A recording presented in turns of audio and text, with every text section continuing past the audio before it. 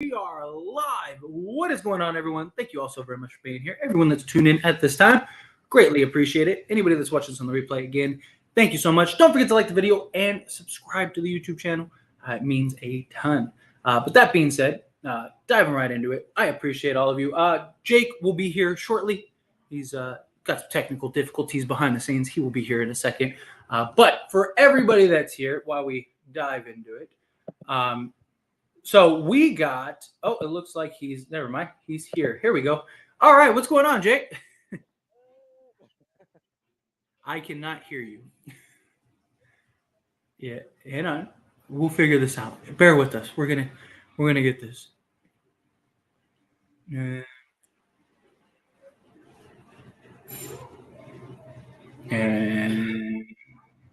what was the not Jessica Simpson. What's the Ashley Simpson where she does like the hoedown? She does a little like yeehaw thing.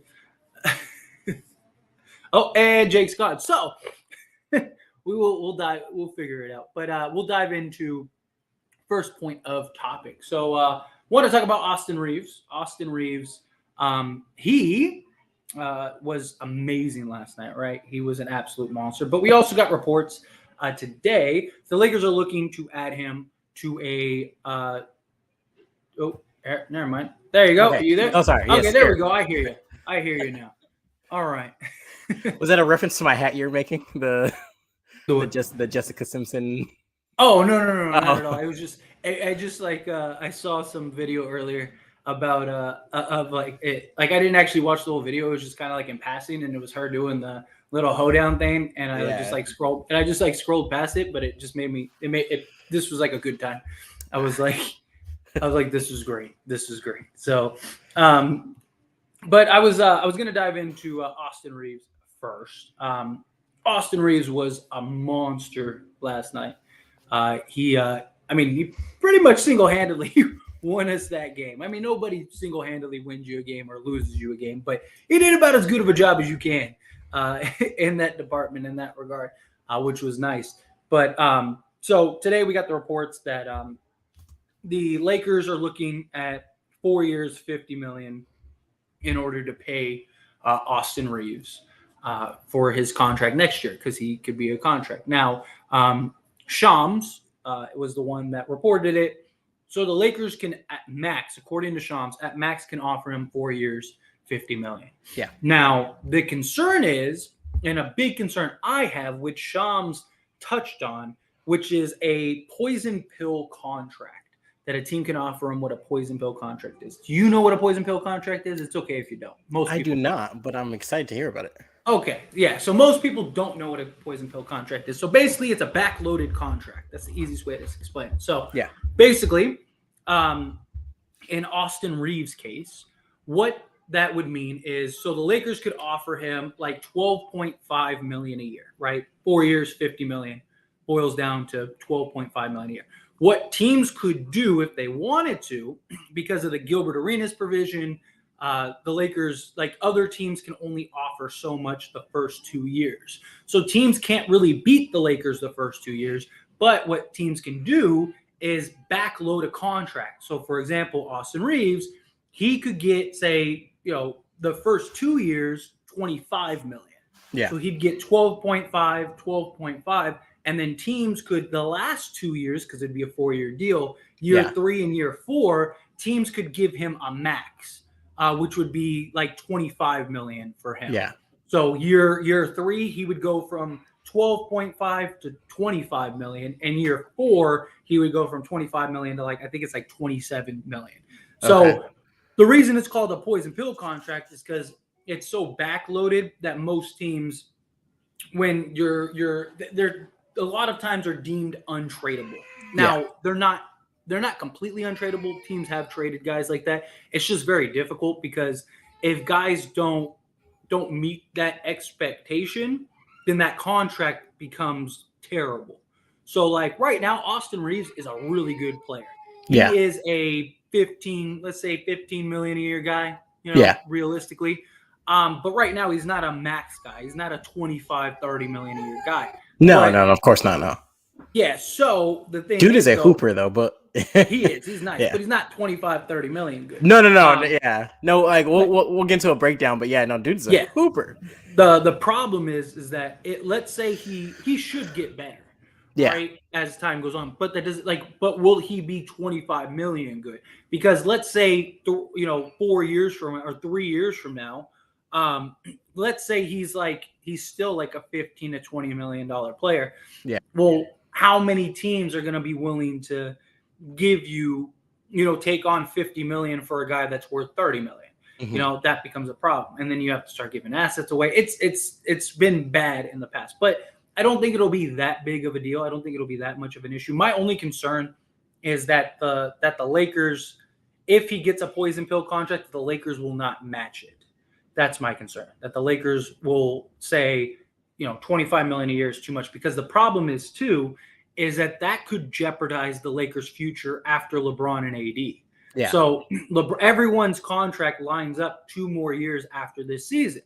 So Austin Reaves, if he signs a 4-year deal, his contract would line up the first 2 years, and then year 3 and 4, if he's making 25 million a year, now we go from, we can sign two max players, or let's say a max player and like a really good star, to hmm like we might not even be able to sign a max player. Oh, And it's okay, like, is Austin Reaves good enough to do that? Where, if Austin Reaves is making 10 million or 12 million that year, 15 million, whatever, through the percentages that go up, will he, could jeopardize future potential for us to be a contender. And unless Austin Reaves grows into like a star, then it won't equate the value. So basically, if you were to do that, you'd be taking a risk that Austin Reaves is going to, within 4 years, be that 25 million a year guy. Is yeah, basically what it boils down to. Otherwise, you're kind of stuck.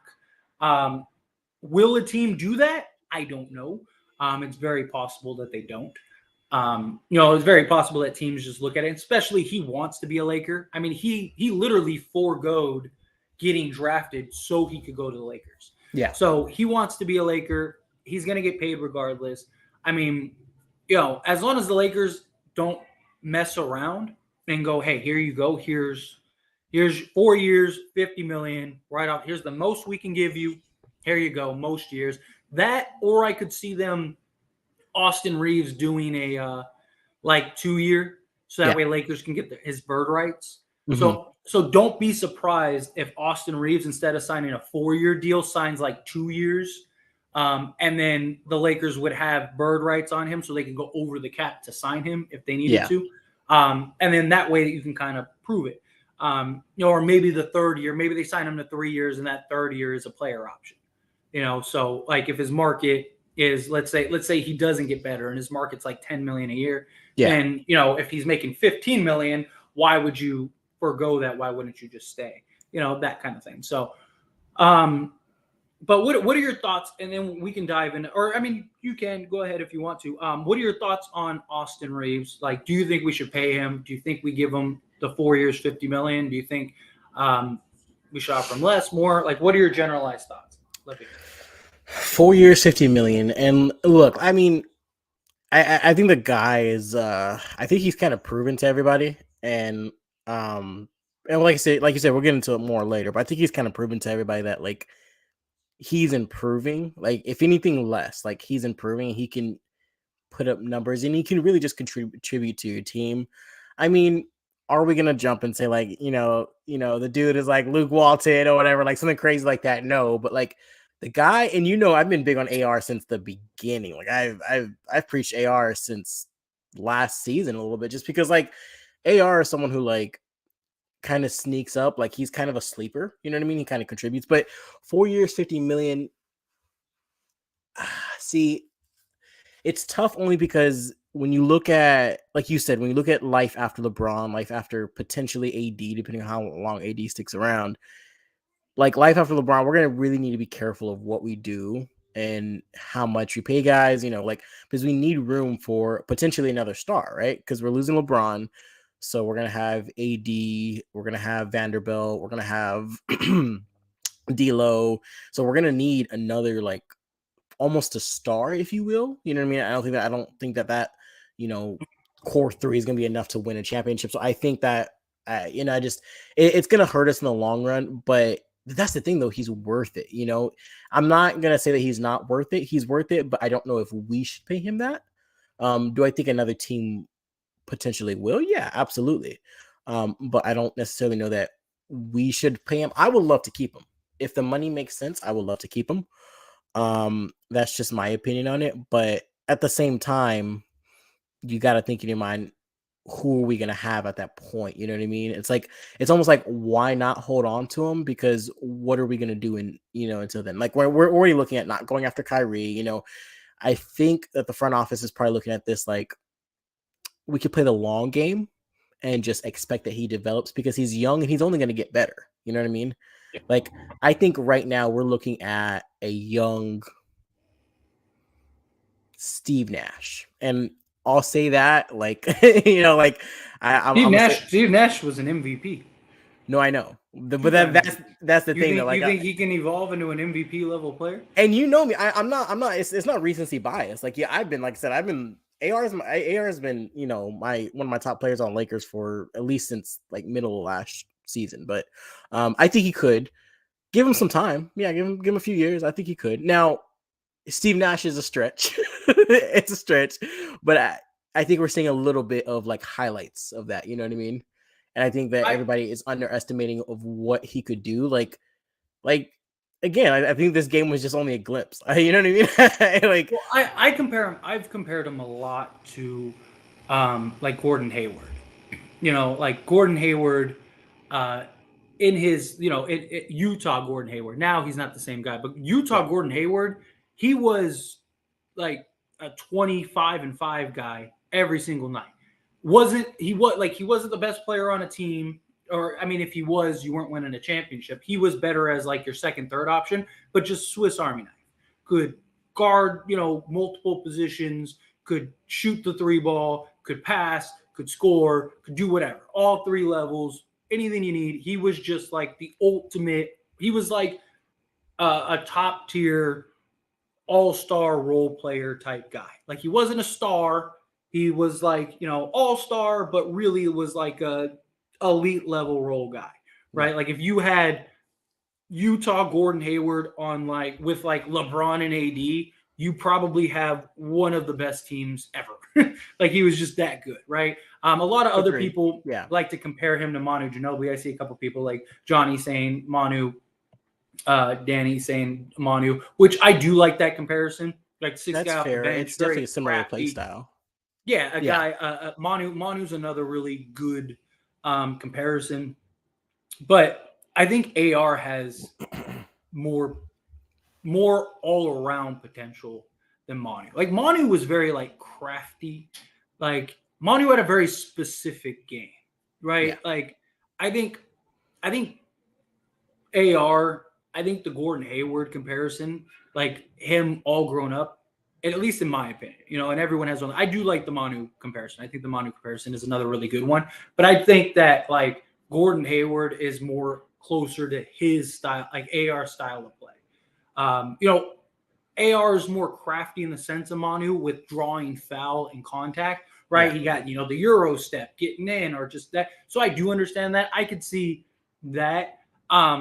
I mean, regardless, at the end of the day, I mean, he's the steps he's taken from year 1 to year 2 are insane. If he doubles again, then you're talking an all-star level player.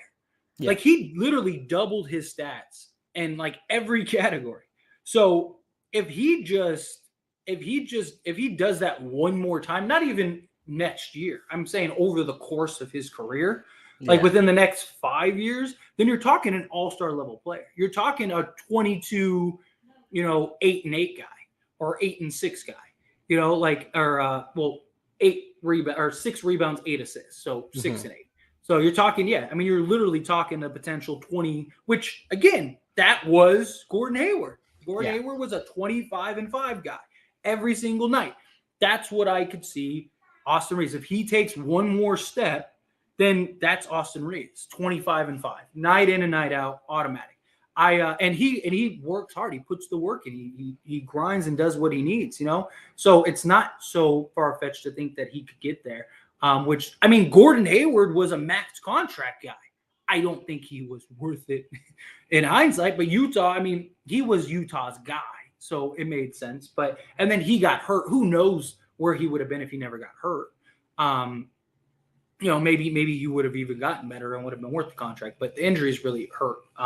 But still, like, I think you have Austin Reaves. I think That's a tough injury to come back from too. Yeah. Oh yeah. That was brutal. But it's just I really think that he's a guy that can change the tides of the Lakers at some point. I really do. I think at some point he can. I mean, right now, I mean, he's already impacting the Lakers roster. But I mean, like, as far as like being like a go-to guy regularly, I think he's still probably about 2 years away, which isn't a bad thing. I mean, it's only his second year, but if he takes any type of significant stride, he's going to be scary. Question though, are you? Because I know your stance a couple like a week ago. Still not necessarily the best for just because in terms of the lineup, like starting or not starting, like not necessarily the best for our starting lineup, just because it makes sense to have him on the bench because he can have nights like this off the bench and just go crazy. But where are you in terms of like starting or not starting now? Do you move him to I mean, obviously not just because of one night, but like, do you move him into the rotation? Has your mind changed? Like, because the thing is like, it's not just this one night. Like if you look like, he like the impact that he gives like to on a night in and night out basis is just like it's intangible. You know what I mean? And I think like even when he doesn't show up big on the scoreboard, it's still the little things that he's doing. Feeding the ball, like going after rebounds. Like yesterday, he missed a 3, got his own rebound, and then laid the ball up. Like the hustle. I mean, like really. But no, where are you in terms of starting? Do you want him on the starting line now, or because of the way our unit looks, he still needs to stay on the bench just because it makes more sense? I talked about this yesterday in my live stream. Like I absolutely believe that he needs to stay on the bench. I really like him in that gap role. Problem is if you move him into the starting lineup, our starting lineup or our bench lineup could flounder. He does so much for that bench unit, from scoring to playmaking to defending to just he puts it all together. And yes, you can move him in the starting lineup, but the problem is that when you put him into that starting lineup, now who's that guy that's going to be able to bring you that? That's my concern. Well, yeah, because you're not going to get that from like Beasley or anything like that. Like it's not going to, I don't think we're not going to get, don't get me wrong. Beasley is a sharpshooter. Beasley's going to knock down shots. He's going to knock down threes. He's going to do it all, but we're not going to get, I think, the overall game from Beasley. Like you said, like we need on the bench. We need that off the bench because you got him. You have nobody else that can do what he can do. Agreed. I agreed. I don't see a Schroeder in moments, but when Schroeder does it, it looks different because Schroeder has to get like the assist. Schroeder has to get everybody involved because he's playing more of that point guard role. So when Schroeder does it, it looks a little different. It doesn't look like that, and I don't think it really impacts the overall game in that manner. But I would agree. There's no one else that can do what he can do off the bench. Like I said, Schroeder would be the closest person if we're bringing Schroeder off the bench, depending on what matchup it is. But no, I would agree. I would definitely agree. Like I said, Schroeder's great at what he does as like the 6-man point guard. Yeah. But AR is again that guy that just gives you that secondary playmaker, gives you everything. You know what I mean? Like it's he's too valuable in that gap role right now. But Johnny coming in hot with $2 super chat. Thank you so much. I really appreciate that. Or we really appreciate that. Boogie and Serge been in the lab. Work them out, Rob. I wouldn't mind either of them. I mean, we already worked out Boogie. Let's talk about it. Yeah, we can dive into that. Here, I'll pull this back up in 1 second because I want to answer this question real quick because it ties into the poison pill, and then we'll move to our next segment. Pale Fox says there are only 11 poison pill contracts in the NBA right now. They are all by the team that they are on. It's not really used in the way you are suggesting very often. And he said Lakers could poison pill AR themselves by making that offer for $450. Yes. So yes, you are right in the sense of like usually poison pill contracts are used by the team in order because it's a guy that they want to keep longevity. So they might not have the money. For example, this is just one of many examples, but like let's say they have $10 million in cap space right now. but they'll have more later, right? So they'll do something like that where they'll go, hey, we'll give you, 80 million, but the first 2 years will be X amount of money, and then the 2 later years will be even more. Will Yeah. be 25 million a year, whatever. Or you get situations where like we want to sign James Harden. Yeah. And if we sign James Harden, we would only be able to pay this guy X amount of money. So they'll poison pill it. The difference between that scenario and this scenario are AR is a free agent that can only be paid so much because of provisions, and therefore it's a completely different scenario. This has only happened like 3 other times in the NBA, Yeah. like where and usually teams won't, because usually players that are in this position aren't good enough to really have that concern. Usually guys that are undrafted don't turn out to be these type of guys, right? Yeah. They usually don't turn out to be a guy that like it's like, oh no, this guy could be a real thing. So you're in many ways you're comparing apples to like Ferraris in an extent. Or I guess that's too big of a stream. Like you're still comparing it to a fruit, but you're not comparing it to the right type of fruit. You're not comparing apples to apples. You're comparing like apples to like watermelon. Like, right, it's like, oh, okay, like, this is a completely different scenario. And the only reason that a team would poison pill Austin Reaves is because they would want to take Austin Reaves from the Lakers. We can only give Austin Reaves X amount of money, which the Lakers can give him the same amount of money. So we have no incentive to convince Austin Reaves to come to us. So how do we do that? Okay, we will give him a poison pill contract in hopes that the Lakers won't match it. The reason the Lakers wouldn't poison pill themselves is because it makes no sense. If Austin Reaves gets that offer, then the Lakers could just match it. And now there you go. My concern is the Lakers won't match. So you're saying is that we should use it in the worst case scenario, kind of, sort of, not worst case, Well, but the only so like right now we could give him, so like how he said you could poison pill AR 4 years for 50 million. There's no point because he's only making 12.5 million a year, and over that those 4 years span, just pay him the money. You're good. Like you don't have any cap space this year anyway, and you won't have cap space for two more years at least. So there's literally no point for the Lakers to poison pill themselves. And they can't really poison pill themselves until later. So my point is that the only way the Lakers would have to get into a poison pill scenario is if somebody does that, and then we have no choice but to match them, right? And my concern is the Lakers will not match that. My concern is that teams are looking at it. That's why Shams made it a point, right? Because it is a point. The Lakers might not look at it like the Lakers might look at it and go, yeah, we're not going to pay him 25 million the last 2 years of his contract. But another team, like a team like say Detroit, they'll look at it as like, we don't have to pay anybody for 4 years. We're going to need to fill cap space anyway. So why not? We got the most cap space in the league the next like 3 years. So who cares? Let's poison pill AR. We bring him in. Now we got our shooting guard of the future. The Lakers don't match. It's a win-win. That's my concern. So it's a very rare circumstance, Pale. It's something again that doesn't happen regularly. It's happened like a handful of times since the Gilbert Arenas provision was put together. So this isn't something that like you're going to see on a yearly basis.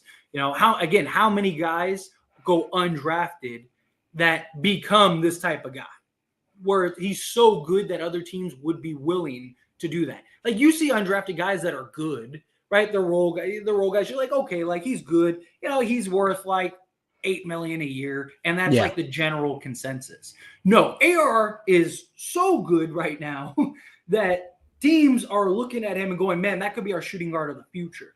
Right. Yeah. So that's the big difference. That's where this is a very unique scenario. But anything else you want to add? No. You broke it down perfectly. I will say this too. I agree with you. I don't know if we're gonna match that just because it's like if a team offers it, us matching it just doesn't depending on where we're at and what we're trying to do, just it really doesn't make any sense. But yeah, it will be interesting unless he just improves his play so much that we really have no choice. You know what I mean? Yeah. But it's possible. Yeah. So, all right. So we'll thank you, Johnny, again. I just wanted to because this is a good transition point for our next topic. So again, Boogie and Serge Ibaka. I wouldn't mind them bringing in Serge to work out. Not really huge on Serge personally as like a piece to bring in. Boogie, I wouldn't mind.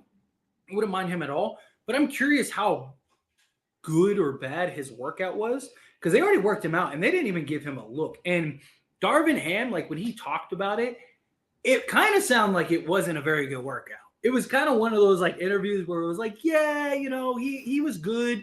He had a good workout, but we're looking in a different direction right now. You know what I mean? Like it wasn't like yeah, he was great. I want him. We're just waiting to see if what we're gonna do at the trade deadline or something like that. Like it wasn't a conversation like that. It was like, yeah, they were okay. Like so maybe they bring him back in, give them another look. I wouldn't mind it at all if they went that route. Like I wouldn't. That would be pretty nice. But in general, to kind of get back into the new segment is again, thank you, Johnny. We really appreciate that. So the Lakers are working out Tony Bradley and they're working out Tristan Thompson. So Tony Bradley is usually the one that people don't know as much as Tristan Thompson. So Tony Bradley, 25-year-old, 6'10", power forward center, but really a center. He's not somebody that's really going to stand out and jump out to you on the page. But at this point, free agency, you're not going to get some star. Like I get a lot of comments of people that like want prime Shaq, and it's like you're not going to get that on the market. People be like, this guy's trash. This guy's trash. Why are the Lakers looking at any of these guys? And it's like, but you want a center. There's only so many centers that are out there. At this point, I just want anybody that is 7 foot. I don't really care. It's just I just want a sizable body because I love winning Gabriel, and I love that the Lakers have now started playing winning and AD together. Yeah, I think that's great. That's something I've wanted to see for a long time, and so far it's worked. It's translated really well. But winning is undersized, and when we play some of these bigger teams, you see that. You see the struggle, you see the issues, you see us just having a hard time. And you can't have AD play 48 minutes a game. So yeah. I'd like a center that – because any of those guys that we get, they're just coming in to just play 10 minutes a game, if that, right? They're going to have some games where it's DMPs. They're going to have some games where they play 20 minutes, some games where they play 10 minutes. But most likely, it's very likely just going to be a 10-day contract, and it's very likely just going to be an in-spot guy, a guy that plays here and there when we need some more size, right? That's very likely going to be the case as far as these guys go. Now, Bradley, he's a guy that, he's young, 25, so he has some upside. He has some potential.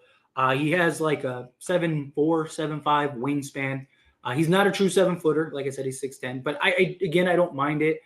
He's had some nice moments in his career. He played for Utah, played for Chicago. He had a couple other like random stints, but those were the two places he played the most at that people would probably recognize him on. Utah, he was Rudy's backup for several seasons and was actually solid. And he had some, pretty decent games. Again, nothing that's like going to really jump out, but he could be a good just spot guy. Also, with Chicago, again, had a couple nice games, had a couple nice stints. He wasn't bad at all. And then Tristan Thompson, I mean, everyone knows Tristan Thompson, NBA champion. He's part of the Cavaliers. He has a relationship with LeBron James, Khloe Kardashian. So he's part of the Kardashian curse, all of that stuff. Him and LeBron James were hanging out at Bronny's basketball game, like literally like a week ago, if that. I don't even think it was that long ago. I don't think it's a coincidence that him and LeBron were hanging out. And now all of a sudden he's getting a workout for the Lakers. Like I think that was kind of like a, hey, we could use a center. Do you want to come in type thing? Yeah. But I wouldn't mind Tristan Thompson for one. He's a veteran locker room guy, has chemistry, has familiarity with LeBron. So I think that would be good. He's like, I got a lot of people that were like, we don't need old guys. And I'm like, he's 32 years old. What do you mean old guy? Like 32 Yeah. is prime. Like that's prime for most players. Like, Yeah. I don't know if people just think Tristan Thompson's like 36 or what, but like I got a lot of comments from people that were like, Tristan Thompson is old. And I'm like, he's not old. I mean, he's a vet, but he's not old. Like he's compared to not like 36, 37, well, 38. yeah, I Like was gonna he's say not compared Dwight to what Howard. like yeah, I was well compared to like what old is in the NBA now, like towards like the later half of your 30s. No, he's not old, but he's a vet. I mean, I think people sometimes associate vet with being old because oftentimes it kind of equates to the same. But I think kind of people kind of associate that. But Yeah, my only problem with Tristan Thompson is he's undersized. That's my only problem. Tristan Thompson is, he's agreed. 6'9". Yeah. He's 6'9", and like my concern is that like yeah, it'd be nice to have another just center period, Yeah. another sizable guy that can help rebound. And Tristan Thompson is a good rebounder. Like that's something he's always been very good about. But my concern with Tristan Thompson is that like he's I want a 7-footer. I like the vet idea. If Tristan Thompson was like 2 inches taller, I would be like, sign Tristan Thompson, no questions asked. Get him here. But if it works, I think it could work. Like he had limited minutes last season for Chicago, and he was still giving them 5 and 5 in like 10 minutes a game. Like we could use a 5 and 5 guy 10 minutes a game, right? And so again, I don't hate it. It's not my favorite. It's not my favorite. Like I would almost rather bring in Boogie Cousins for at that point personally. But look, if he has a good workout and the Lakers think that he can help, by all means, bring him in. Let's sign him in. Bring him in. I do think Bradley, though, I do think that my concern is that he's too much of a project. And I don't think the Lakers need another project right now, right? Like Tony Bradley, I think has the potential to be a very good, solid player. I really do. I just don't know if he's going to have the impact that we're going to need right now, if that makes sense. That's my only difference. Now, it just kind of, to me, I guess it just kind of comes down to, do you want the sizable young buck that has the upside, or do you want the savvy vet who's smaller that you know what you're going to get? Do you want what you know you're going to get, or do you want like to test the waters? What are your thoughts? I like Tony Bradley. I think what you get in Tony Bradley is more of he's kind of he reminds me of like Rui just a little bit, but I feel like you get a slightly more aggressive Hachimura, and you get the mid range game. But if anything, it's really a defensive enforcer. I think if you go with Bradley, I think that could it hurt. I think more power on the defense end. Like I said, we're already like one of the best team like defensively in the league. I don't really see like where we lack too much there, but it can never hurt. I think, but what you said about him being a project, agreed. But I feel like he's more of I don't want to say a for sure bet, but I want to say I feel like he is more, his upside is like higher than like Mo Bamba. You know what I mean? I feel like we could potentially go further and we could potentially get more with him. And if he develops, we can just use him like as a trade piece. So I wouldn't mind that. But when it comes to Tristan Thompson, I like it for the LeBron chemistry alone, really. I do agree with you. He is undersized, but he's also going to give you rebounds, which, we need. You know what I mean? He's also going to give you rebounds. He's also going to give you, a little mid-range game, post up. Like, he's going to get you, your few points per game. But I think where he really comes in is the rebound. I think that's where we need Tristan Thompson to come in like that. Like, that is your job. You come in, you get in the post, and you grab a rebound. You know what I mean? And just get us another second chance bucket. I mean, we have Vanderbilt. He's doing a great job of that as is. I don't think, we got a little Dennis Rodman on our team, but I think Tristan Thompson, you get him for the rebounding, and you get Tony Bradley for like more of a defensive forcer. None of those guys, for me anyway, are going to really give you like crazy numbers off the bench, especially not Tristan Thompson right now. I think he's kind of coasting at this point. But who knows with Tony Bradley? That's why he's a question mark. You know what I mean? But I think more so you get those guys for. I don't necessarily like them, but you get them for, like I said, rebounding and defense. You're I not mean, getting them. you're just looking for a guy to come in and play 10 minutes. Well, You're yeah. not looking for a guy to come in and be a superstar. Like you're just Well, looking no, for of a course guy that not. can be serviceable. But that's the thing though. Like on some of these like championship teams and teams who like eventually go on into win the championship, you see that those like guys that the hidden pieces that like that kind of help out. You know what I mean? Yeah. So in Miami, it was like Birdman. Just you take like certain pieces like that. And you're like, how much did it really matter in the long run? It mattered a lot because all those, like you just said, those guys that play 10 minutes, 5 minutes. It adds up than what it does during a course of a long series. It gives guys rest. So, yeah. Real quick, because this ties in. Johnny coming in hot with the super chat. Thank you so much. $5 super chat. We really appreciate that.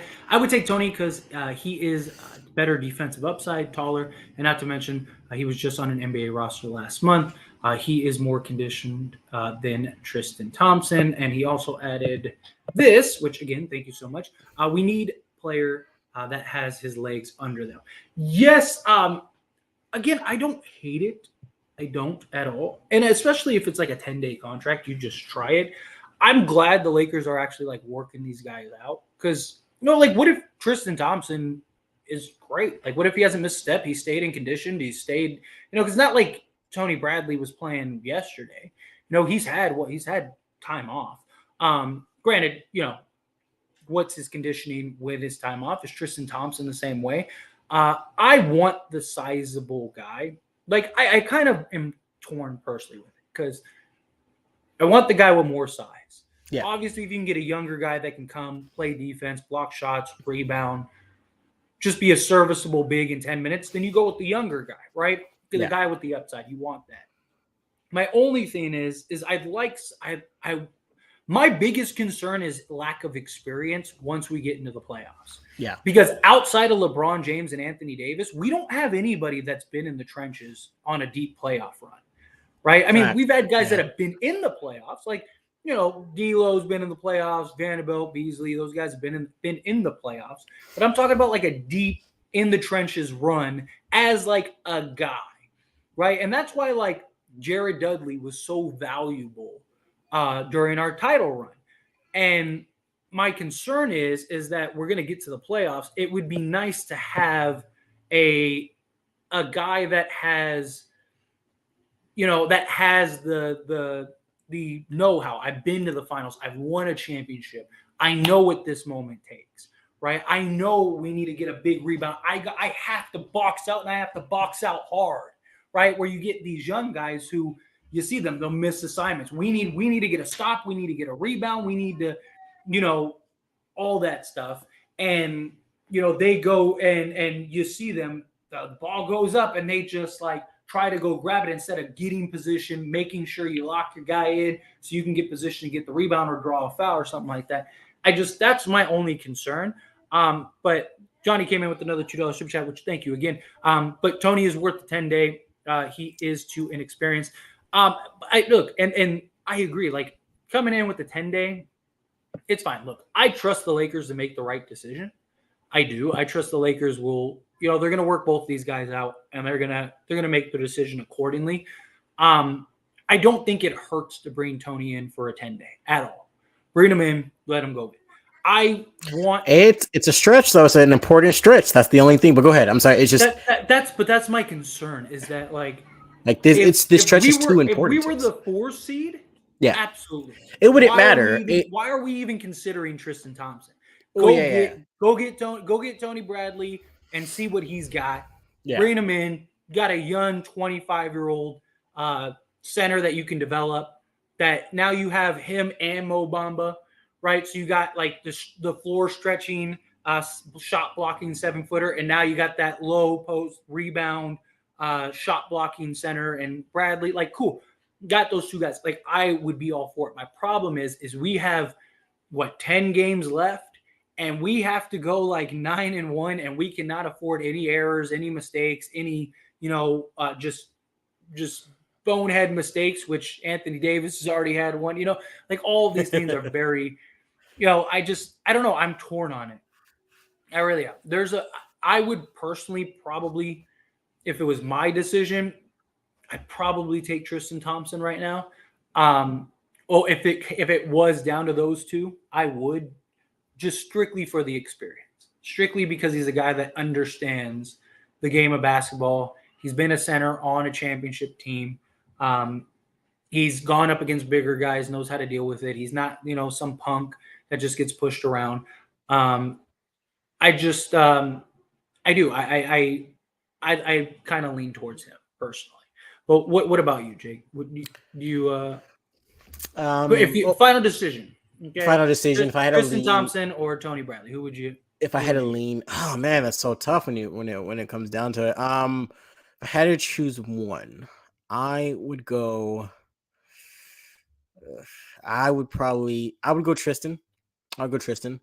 And it's as like underrated as this may be, or sorry, overrated, underrated, wherever your stance is on the whole him and LeBron having like chemistry. Like if the chance that we do actually, be able to like get into the playoffs and have a chance for a run, that I feel like is going to be more beneficial than not, because now LeBron not only has a guy with experience, it's not just LeBron, the team has a guy with experience, but then LeBron has someone that he's familiar with, that knows his play style, that like, you know what I mean? Like it's different hooping with somebody that you like have won like have actually like competed at like a really hardcore level with, and like I said, we're not bringing him in to play 32, 35 minutes, anywhere close to that.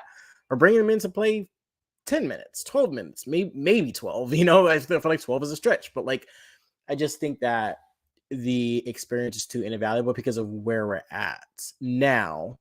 With that being said, I would go Tristan, because like, I could waver back and forth, but if I had to make a choice, I'll go Tristan. Yeah. Okay. Interesting. Again, thank you, Johnny. But some last little things, and then we'll dive in the chat, and then we'll get out of here real quick. Just power through some of the questions in the chat. So we did get an update, a quick update about LeBron James. According to Darvin Ham, LeBron James is expected to be back this year. We still don't have a specific date. It's good to hear Darvin Ham say, he's doing the 3-a-days. He's ramping up. He's looking good. He's on track to come back. I still lean towards those Chicago games. I still think, the 29th, somewhere, 27th, 29th, somewhere in that ballpark. So about a week and a half, I think we'll get LeBron back, which will be helpful. We got to beat the Suns. We have to win these next handful of games, because that would be beautiful. Teams just continue to lose, which really helps us. And if we can win these games, get this stretch, and LeBron comes back, it'll give us a real shot to get that 7th, 8th, and who knows? Maybe we kind of stumble into the 6th seed. That would be beautiful. Also, Kyrie, real quick. So Kyrie Irving, we got reports. I talked about it on my channel, but we hadn't had a chance to talk about it on this channel yet. So Lakers are, based on reports, or want to run it back with this current roster. They're not interested in Kyrie. Personally, I don't believe that. I was gonna say lies. Yeah, I do not believe that for a second. I think, bro, when you posted that, I was like, that's the first thing I thought. I said, nope, not buying it. I don't buy it. I think if the Lakers have the opportunity to get Kyrie, I think they absolutely will. I mean, we heard, even when Kyrie was available to the Lakers, we heard reports that the Lakers didn't want Kyrie Irving. And then all of a sudden, it's like Lakers put in an offer to get Kyrie, blah, blah, blah. So I don't buy it. I think that now the Lakers are in a position of desperation, right? I think it was much different before. I think the Lakers, they almost needed Kyrie, right? It was almost like, man, we desperately could use Kyrie. Now, I don't think it's that. So now I could see them playing it cool, of like, hey, Kyrie wants to come. We'll do a sign and trade. This is what we'll offer you. If you don't like it, figure it out, type thing. And the Lakers would have more leverage, because the Nets traded him in the season, where in the offseason, Kyrie's a free agent. He doesn't have to stay. So He could just say, "I'm gone."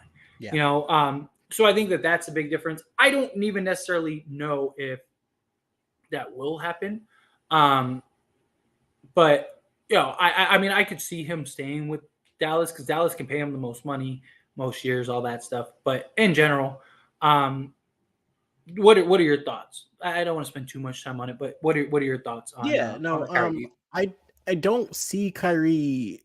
I just I hate to I hate I mean I'm gonna say this about any other team than the Lakers, so I just Yeah, don't see Kyrie working it out in Dallas. I just don't see that situation working. Not without a couple more pieces around them. I just don't really I don't see it working. Obviously I would love to have Kyrie, which means that we would probably, like you said, have to give up D'Lo, which would be fine, of course. I'm not gonna, obviously D'Lo's a great player, but if I had to choose Kyrie or D'Lo, I'm going Kyrie all the way. Nine, yeah, in 9 days, 9 out of 9, 10 out of 10, or whatever. But I think it's like I wonder why too. It's like almost like, oh yeah, we're not interested in Kyrie, but like we really are interested in Kyrie. I think it's to like maybe misdirect teams and things like that because like other teams trying to watch out what we're doing and everything too. It's almost like when somebody asks you like back in school, it's like, hey, do you like the popular girl in school? You're like, nah, I don't like her. But if you really came down to it, if you got your chance to like shoot your shot, you're gonna be like, yeah, like of course. So like, I just think it's a situation to where like, of course, reports are gonna be out where we don't necessarily we're not gonna pursue Kyrie, but of course you're gonna pursue Kyrie. It just makes yeah, the most sense. You got 2 more years of LeBron. The chance that you can sign Kyrie for even one of those years with the roster that we have now, like it is a no-brainer. Like you are talking about a best case scenario, like if everybody can stay healthy, playoff run, maybe a Western Conference Finals. You know, I'm saying you're talking yeah, at the very, you're talking your ceiling is super super high. Now, I don't know how Kyrie, if he comes to Lakers, I don't know how he's going to fare. I don't know if he's going to act same way he did in Brooklyn. I don't know, or I don't know, because Kyrie is one day he's this, one day he's that. Who knows? I just at this point I don't want that part of Kyrie. But you've actually to wrap this up, you actually brought up a good point on the channel before, is that him playing with LeBron, him being underneath LeBron's wing again. You don't think that like you say, it's more likely not going to happen. yeah. LeBron's going to kind of you know Keep him, yeah, keep him, Exactly. Keep him give him contained together. for the lack of a better word. But yeah, shoot. I I don't I don't necessarily want, like, I was a big advocate for Kyrie for a very long time. I wanted Yeah. Kyrie Irving for a very long time. Not so much anymore. Just because it just makes things very complicated now. Yeah. But I will say this roster with Kyrie Irving is probably the best team in the league. Agreed. You have KR, you have Kyrie, Anthony Davis, and LeBron James with Jared Vanderbilt, Beasley, Austin Reaves, Rui Hachimura, all that. They're the best team in the league. Nasty. You're not beating that team. Nasty. If they're healthy, you are not beating that team. And then you got Um, Schroeder coming off the bench for Kyrie. I yeah, mean, come on now. this if you could just swap D'Angelo Russell for Kyrie Irving, you are the best team in the league. And so I wouldn't mind that. If it happened, I wouldn't be upset with it, but I don't think it's a necessity. If you have to sell the farm in order to make that happen, then no, don't do that.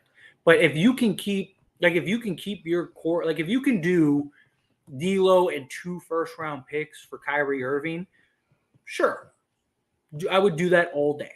Yeah. Right? Absolutely, no questions asked. But problem is that if they want that and then some, and then not just that, but now you're hard cap, so now you got to kind of work things to make things fit. So you're probably letting go of like Mo Bamba, which I don't think would be the hugest issue in the world because you could always just go get a vet minimum center. You probably got to restructure Beasley and how much is he willing to take? Like there's just a lot of complications that go into that.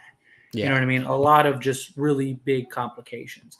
Now, but again, if you could keep the team intact for the most part, or even trade Kyrie, like if let's say they don't want D'Lo, right? Like let's say they want the cap flexibility, then and you could keep D'Lo, then sure. Because Yeah. I mean theoretically, I mean it comes down to what they want. They might say like we don't want D'Angelo Russell, we just want the picks to get the assets back that we traded for Kyrie, and Dallas would have a max contract available if they just let Kyrie go. So they could look at it as, we don't want D'Lo, you keep D'Lo, give us Mo Bamba, Beasley, Davon Reed, because those three guys are all on non-guaranteed next year. Yeah. So they could just trade them, and then Dallas could just waive them all, and now they have the cap space. So they could. So basically, all they would get is those two picks, and then in that case, it's like, in that case, you might have to do it, because you're Yeah. basically turning two firsts, Bamba and Beasley into Kyrie. You do that, because then Yeah. you would have Kyrie, D'Lo, LeBron, AD. It would be insane at that point. Vanderbilt, Yeah. like, it would be unfair at that point. But anyway, that's pipe dream. We'll talk about that as we get closer to the offseason. I don't want to get too much into it. And then last sort of thing is Rui Hachimura that I want to talk about. So Rui Hachimura, he is a free agent, restricted free agent. Lakers can match and do whatever. There were reports that came out that said Rui Hachimura, the Lakers want to keep him. They're willing to give him $10 million a year, but if somebody offers them more, they are willing to let him go. Now, I hope the Lakers don't just let him go for, margin, like just to save a couple million, Yeah. right? Like if you're willing to pay him 10 and somebody comes in and offers 13, Like 12. Yeah. yeah, 12 or 13, don't lose him for a couple $1,000,000, because at worst, he's a trade piece. At Yeah. the absolute worst case scenario, he's a young 25-year-old sizable forward that you can use to then go add to a package to go trade, right? Maybe go get Kyrie, right? Whatever, right? That's what I don't want to see happen. Now, if a team comes in and offers him like 18 million a year, then sure, let him walk. He's not worth that. I like Rui. I like Rui a lot, Yeah. but he's not 18 million a year, at least right now. Maybe he develops into that, and then sure, we'll pay him accordingly. But I don't want to see them lose him on just trying to stay within the margins. Like, who cares? Don't worry about that. What are your thoughts? Do you agree, disagree? No, yeah, but my thing is, like, right now, I agree, but I don't know where he fits into the team, just because, like, he's just kind of out there at this point. You know what I mean? Like, I mean, they've been doing a better job with him, and like you said, some sets and whatnot. But I don't know. I feel like he's a good piece of the team. He contributes. I don't want to let him go, but I don't know if something becomes more available. I don't, like, for example, like if a team comes in and they're not willing to pay him more than 10. So if a team comes in and offers him, like, I don't know, 15 or so, I think you let him walk. I think you let him go at that point. And I don't know. I see him becoming like a I don't know, something like an Iguodala, maybe, if he continues to improve. A little bit of a high ceiling, but I can see him becoming like an Iguodala. Maybe not necessarily the same skill set, but the impact. I could see that. I could see that. All right. All right. So real quick, let's dive into some of the chat a little bit, and then we'll skate on out of here. Spend the last 7 minutes in the chat.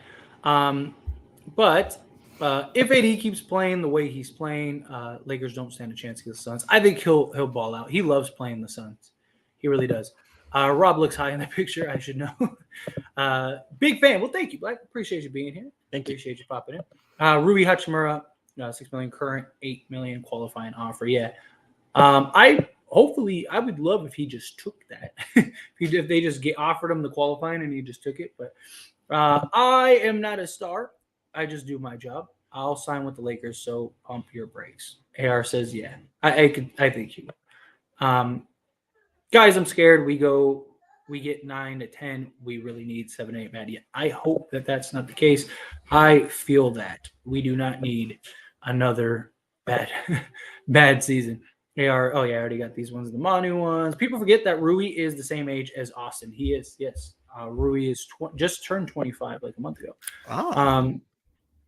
The way Tyler uses his hands when he talks makes it look like he is stuttered in sign language. I know somebody left a comment the other day I don't know if it was. I don't remember if it was here or on one of my live streams, but they were like, I "You think should it was learn here. sign I language." I remember. think it Yeah, was here. yeah, it Yeah, was here. Yeah. they're like, "You should learn sign language that way when you're talking," because I like to talk with my hands. So, I thought that was funny. Oh yeah, I already got the Poison Bill contract ones. Hello, B Spendy. Thank you so much. Appreciate you. Hello, hello. But sorry, let me get through these. It's gambling. He may have peaked. He is 4 years in college, etc. Not 19. Yeah, I mean that is a big gamble. That's definitely something that could be the case. You know, it is a bit of a gamble. But I think if you could get him 4 years, 50 million, even if he doesn't get better, even if he has peaked and this is his peak, that's worth 12 million a year. I mean, especially the way contracts get thrown around, he's worth 12 million a year. So I mean, look Lakers, what we were paying Russ. No, I'm just yeah. playing. No, Lakers want to keep D'Lo. D'Lo wants to stay a Laker based on the reports. It makes no sense for them to sign him right now because if they signed him right now, he could only sign for a 2-year deal. If he signs in the offseason, he can sign for 4 years. You hit the nail on the head. Austin Reaves is Gordon Hayward. Why not pay him? I do. I think he's very comparable to that. If you 25-year-old, I just asked Leonardo DiCaprio. Right after 25, that's it. You're past your prime. Dang, I guess we're pretty ancient. Yeah, exactly. Tristan Thompson would be perfect for this team. He could stay. He could help stay in AD's ear and keep him focused. Perfect vet to help AD. Yeah, I wouldn't mind him at all. AD needs somebody like on his helmet for sure. But Tristan Thompson is a champion. Is needed for the locker room. That's kind of why I lean towards going Tristan because I just think he's a vet guy that could really help. We just need Tristan to come in and foul out at least, right? Just come in, just make things difficult, hit some guys. I know. Lakers sign Austin. Elbow some people like world peace, like metal world Yeah, peace. just come on, just be an enforcer. Lakers sign Austin Reaves 50 years or 50 million 4 years. I hope so. I hope they do.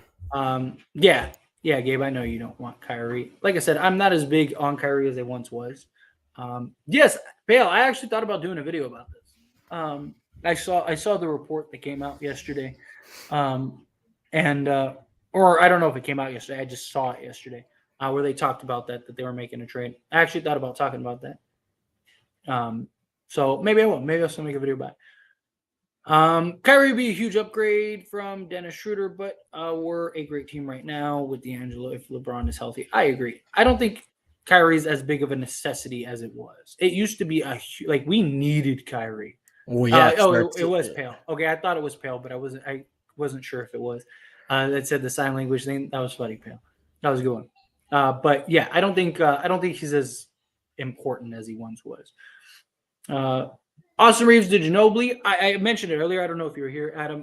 But yeah, I completely get the comparison to Ginobili. A lot of people like to compare him to Ginobili, and I think it makes a lot of sense. I really do.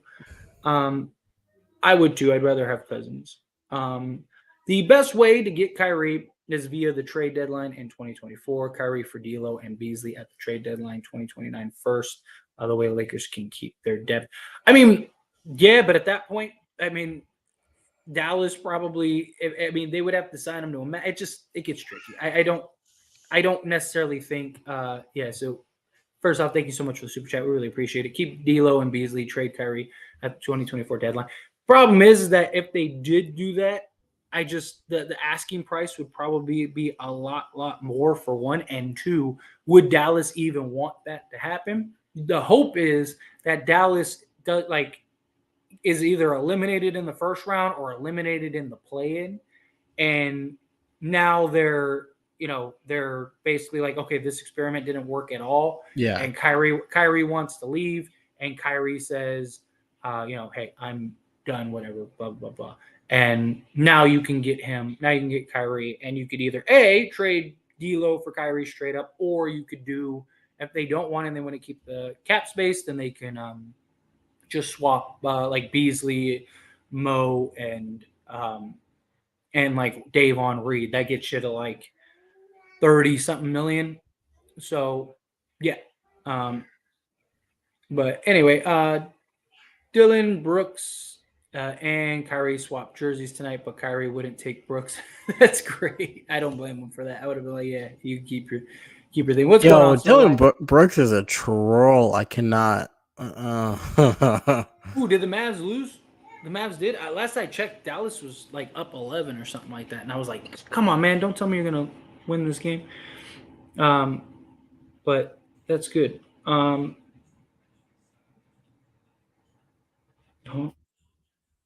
sorry, trying to find. So Minnesota and Golden State won tonight, and Dallas lost. Ooh. Minnesota won. Minnesota. Well, that's what Pell said. Pell said Minnesota and Golden State won tonight. Minnesota, Golden State won tonight. Dallas lost. Damn, Minnesota really came back and won. They did come back and won. Dude, the Knicks were smacking them at one point. Then Julius Randle had like 50 at the end of the third quarter. Wow, man. How do you lose that game? You blow it. Yeah, Randall had 57 and they still lost. Wow. Man, damn it, Knicks. Knicks had one job. You're at home, beat Minnesota. They don't have any other players. See, that drives me crazy. Mavericks lost. Warriors won, which you figured they were playing the Rockets.